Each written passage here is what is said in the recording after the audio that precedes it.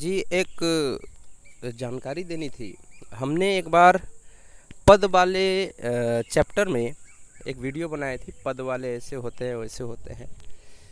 कहीं दुनिया में ऐसी अवस्था होती है, ऐसी अवस्था या फिर ऐसे इंसान हैं जो किसी के गुमाने के बाद या तो उन्हें कुछ अधिक सम्मान मिलता है या तो कुछ अधिक पैसे।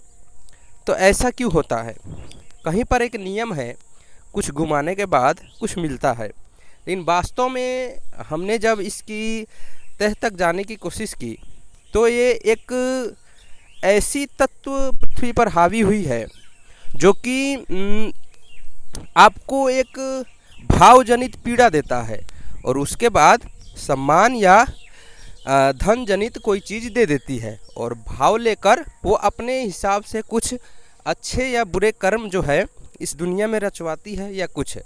बहुत सारे अध्ययन अनुसंधान और बहुत सारे पारिवारिक पीड़ाओं को देखकर, बहुत सारे लोगों के साथ घटी हुई घटनाओं को देखकर हमें थोड़ा सा शक हुआ कि आखिर भगवान पीड़ा देकर कुछ क्यों देंगे।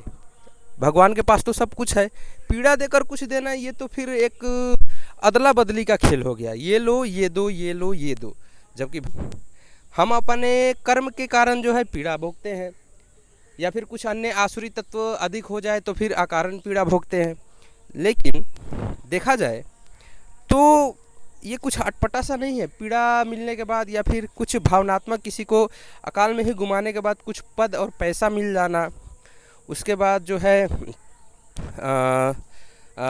उसी चीज़ को याद कर कर के रोना और उसके बाद फिर खुशी मिलना। फिर ये खुशी और गम का सिलसिला क्या है?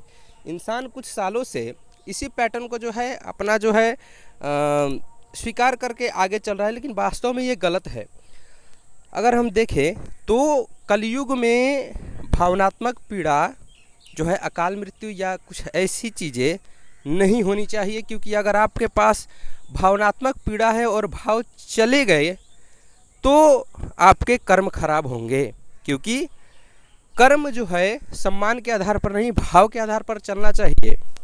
और इसके हिसाब से देखें, और अगर हमें भावनात्मक पीड़ा होती है तो इसका अर्थ ये है कि कहीं ना कोई तत्व हमारे भाव से कुछ ऐसे कर्म या ऐसे चीज़ों को भाव दे रहा है जो इस संसार में नहीं होनी चाहिए। तो इस संसार में कुछ आसुरी तत्व भी है, कुछ दैवी तत्व भी है। तो हमें सोच समझ कर देखना चाहिए कि कुछ चीज़ें हमारे जीवन में होना चाहिए या नहीं। हमारे कुछ वीडियो में हमने पहले ही कुछ जो है बता दिया है कलयुग के